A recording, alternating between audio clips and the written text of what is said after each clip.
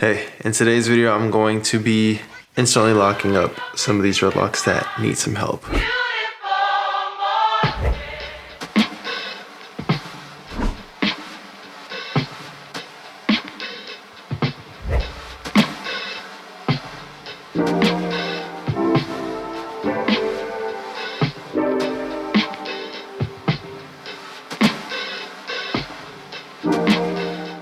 Alright, before everyone jumps to conclusions, I'm still doing twisting with gel method. And just a reminder for everyone out there, the reason I'm doing this is because I said this not too long ago. And I'm not 100% sure if I want a full head of hair standing up. I think next week I am going to try a couple or maybe a few of instant locking them and see what they look like. And then to be honest, I might go down that road because I would honestly like to just have the locks already in place and then start working on them from there. And that's right. So at this point, all these dreadlocks in the back and on the sides are really locking up. So the reason I'm going to be instantly locking up these on top, which really I'm not going to be locking them up completely. I'm just going to match the lockedness. That's interesting, the lockedness. It's like the Loch Ness Monster. I wonder if anybody has that name. It's kind of cool. But I'm just going to be matching the lockedness, quote unquote, of the ones on the back and on the sides with the ones on top. So let's get into it.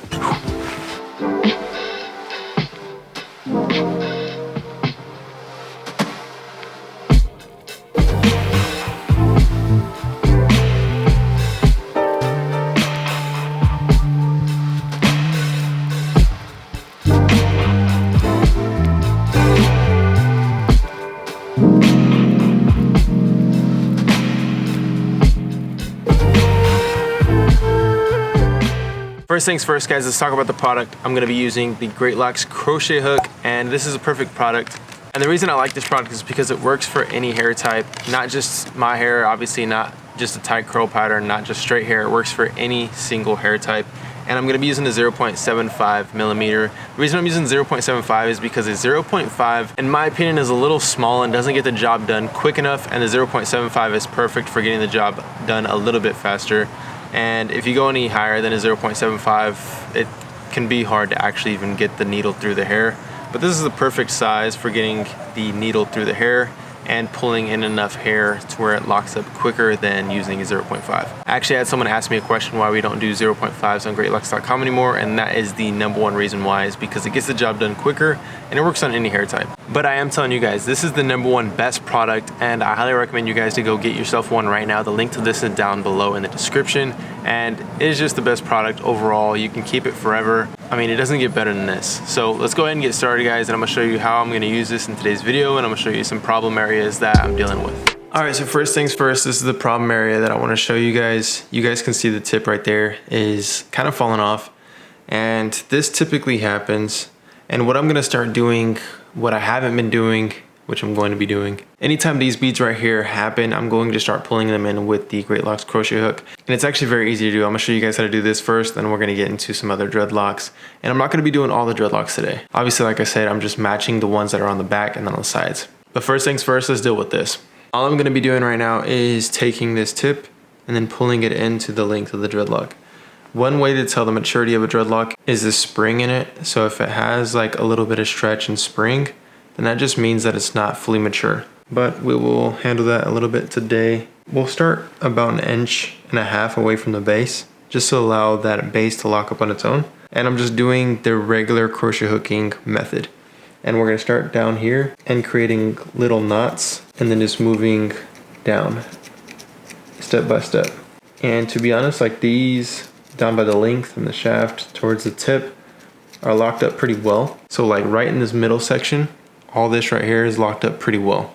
But it's the tip and then the base that aren't completely locked up. So kind of skipping over that middle part so that locks up on its own as well. But I'm just assisting with the Dreadlocks crochet hook. And you guys seen how stretchy it was before. This is gonna help with that and make it a little bit more mature. And then not only that, but it's gonna tie in that tip as well. Towards the tip, I like to pull directly sideways, like perpendicular on the actual dreadlock versus back.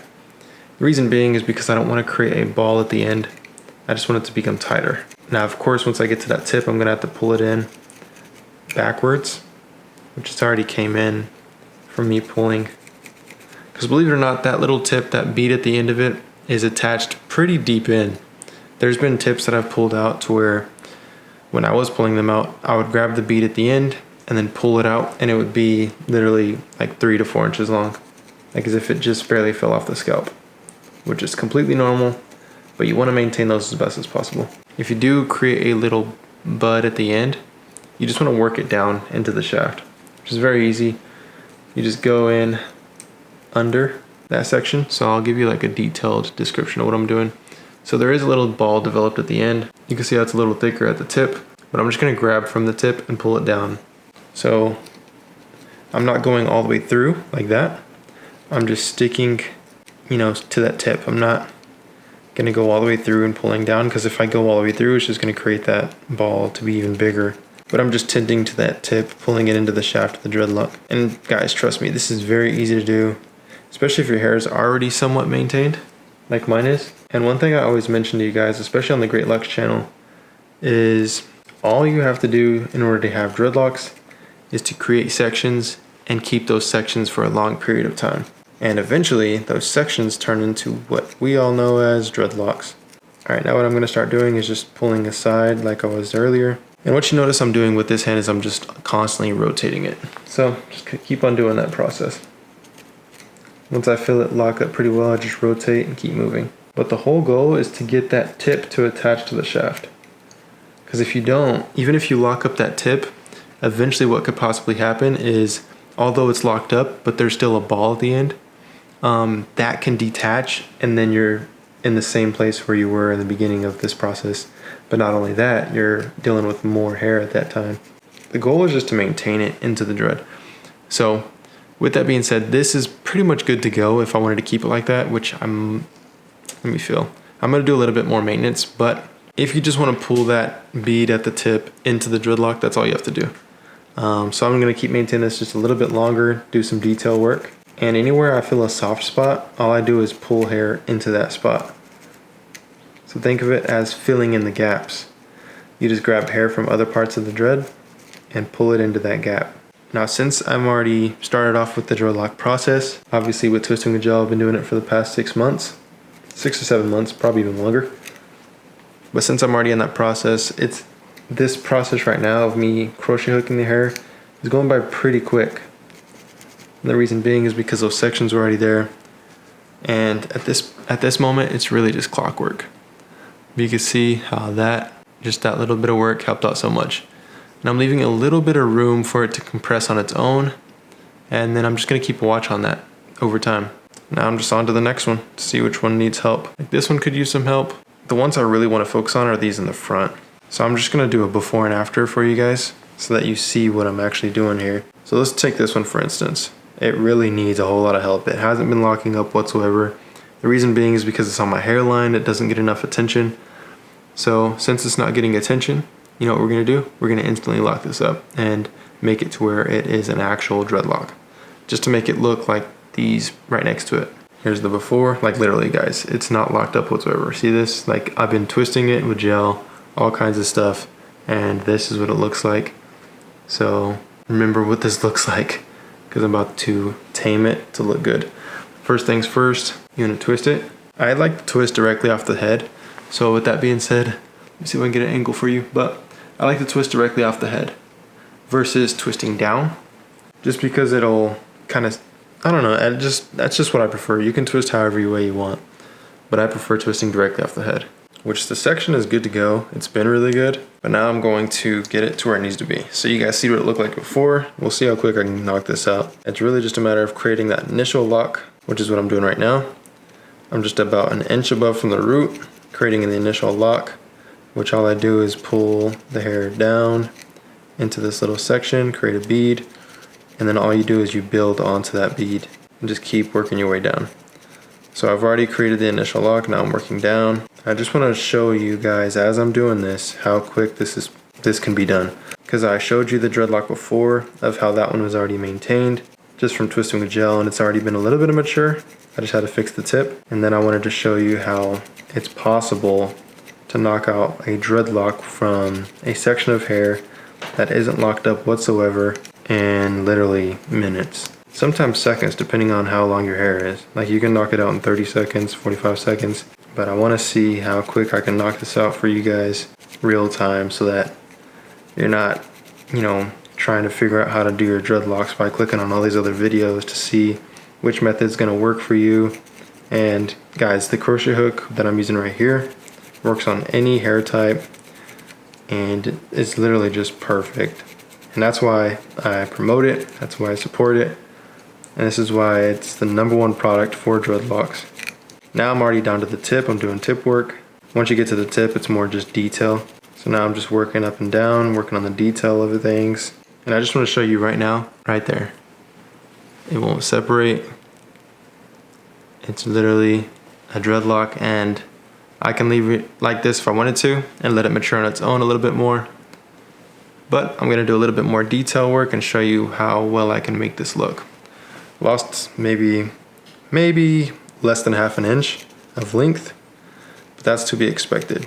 And when it comes to actually creating the dreadlock, the shorter the hair is, the less hair length you lose. But the longer the hair is and you're doing instant locks, the more hair length you will lose. It's more of a percentage based on if your hair is long, you're gonna lose more length. If it's short, you're gonna lose less length. And that's pretty obvious. So it's, like I said, it's more of a percentage. And I would say you probably lose anywhere from 15% to 25% of your hair length because you're pulling it back into the lock. And I'm just finishing up some detail work. And when it comes to detail work, I like to slow down just a little bit. Like if I feel anything standing out. And let me remind you, I'm doing a tutorial on this, so it's taking me a little longer. And at the same time, I'm not looking at a mirror. So I'm having to do the detail work by feel, which is completely possible. That's what I love about this process, because when I did it on my first set of dreadlocks, I would literally throw on a TV show, cartoons, whatever I wanted to watch, and then just knock this out. Or right now, if I wanted to listen to a book or read a book, I can obviously do that as well. It's really up to you. That's why I really love this product, because it gets the job done quick, and you can do it yourself. And you can maintain it as much as you want to make it look the way that you want it to be. And that's why I'm showing you guys these different steps. Because on that first one, I knocked it out really quick with a little bit of detail work. And the detail work is what will take the longest if you want to spend more time on it. But remember how I showed you what it looked like right after doing it without the detail work? It still looks good. And then if you allow it to mature on its own, that's completely up to you. But I'm just filling, like I said earlier, any loose spots and pulling the bulk of the dreadlock into those loose spots so that there's no hidden pockets that need to be maintained. Now, of course, I could get the interlock tool and then have this laid down. And the way that I would do that is just go, probably west and east as far as interlocking, and then go south to make it lay down. Or I can go north to make it lay backwards. But I like when my hair stands up a little bit, so I'm okay with that. And I think it matches the rest of my hair. And right now I'm just gonna work on some other pieces of the hair, and then I'll show you guys what it looks like afterward. This one definitely needs some help. You see, of course it's really long. It's down there, but the thing is that half of this down here, I would say about 15% of this dreadlock is all detached. Like if I started pulling this, it would come out. So this is the same thing that I'm doing with that dreadlock I just recently did, is I'm just doing detail work, pulling in this tip so that this bead survives down at the bottom. Because all this is pretty much detached from the scalp, but I want it to stay within the dreadlock so that it matures a whole lot quicker. Because if the tips keep falling out, then you're pretty much restarting the process, or it's just a slower process. But I guess I'll show you this one too, of how quick you can do this detail work to pull everything in together. And don't be afraid to lose length, because even just right there, I lost about, I wouldn't say ½ an inch, but maybe ¼ inch of length. But that's because a lot of that was detached and it wasn't my actual hair length to begin with. On this one I am pulling more down because it is a skinnier dreadlock and I want it to match the thickness of other ones. And I'm actually starting from the tip on this one, if you noticed the difference. So right now I'm going to twist a little bit more, and then from here I'm going to meet that lock in the middle by starting at the bottom, creating an initial lock, which honestly the initial lock is one of the most important parts. And I'm going to show you the length it takes on this one. Because it is a skinnier dreadlock, it takes a little bit more time. That's why I always tell you guys to create a prime, section of hair, which you can create, skinny sections if you would like. Just know that it takes a little bit more time to maintain because there's less hair to work with. So with that being said, it's easy to notate that More hair to work with makes it easier for the hair to lock up. And it seems like it's common sense, but a lot of people don't know that. So now you see what's going on. This is the loose part, and this is just how you meet in the middle with using the crochet hook. Start at the tip, then worked my way down from the root, and then now I'm meeting in the middle. And you'll see how that process works. There's many ways you can do it. I prefer starting at the root first, just because it's more, I don't know, it seems more conventional. But now I'm just working on detail. I want to keep them a little loose because I'm trying to emulate the rest of my dreadlocks, like on the sides and the back of my head, but not too loose to where they'll unravel, which they shouldn't unravel. And I will keep you guys updated with these because they do look more distinct and a little different than just the ones on the back that are strictly twisting with gel. But this is something that I mentioned from jump, guys, like I showed you in the beginning of this video, that I knew there was going to be ones on the top of my head that weren't going to mature as fast as the rest of the head. And I knew I was going to have to do some crochet hooking, because if I don't do crochet hooking, then these are going to be more freeform on top. And I mean, just, man, with that time right there, that lock is pretty well addressed. And obviously these will all look well more maintained when I get into doing twisting with gel again, which I'll probably do within these next couple weeks. But like you guys have heard me say over and over, I really like to allow the hair to maintain itself over time and lock up on its own, because when your hair locks up on its own, it becomes a stronger lock. But obviously I do assist it with twisting with gel, like you see in this video of me doing the crochet hooking. But I love doing videos like this because it shows you guys proof of how well the crochet hook works. And that's why I promote it so much, because it's literally a perfect product. You can see the two different hair lengths right here. But the reason there are two different hair lengths right there is because of the thickness of this one and the skinniness of this one. And of course, this one would shrink all the way back if I were to maintain it even more. But it's really dependent on how you want your dreadlocks to look. And that's really the important thing out of it, is creating your dreadlocks to look the way that you want them to look and matching them to match however you want them to match, obviously. Like me, I want them to all look pretty much the same but still be unique. And that's why some of them are a little bit skinny, some of them are a little bit thick. And the reason that happened is because I allowed my hair to kind of freeform for a little bit, and then some of them combined and some of them didn't. So that's why you might see some of them to be thick and some of them not to be thick. I wanted to show you guys these that I finished up. So this is what it looks like with it being, I would say, partially done. Obviously I can spend more time on it. I literally only spent, maybe a minute each on these. And that just goes to show that a little bit of effort goes a long way with the crochet hook. That's what I really love about it. And there are still all of these that need some help, but those were the two, or I would say the three, because there was that one over there that had a bead on the tip that really needed the help the most. And like I told you guys earlier on, I am going to be maintaining those tips with the crochet hook if they keep popping up.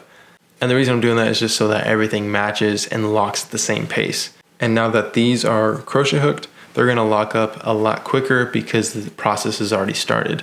But before, with me not being able to create friction or traction on these areas, it's not wanting to lock up. So that's why I did these ones today. I might eventually get into doing more, on the top, but those ones are actually taking forms. So I wanna leave them alone for a little bit.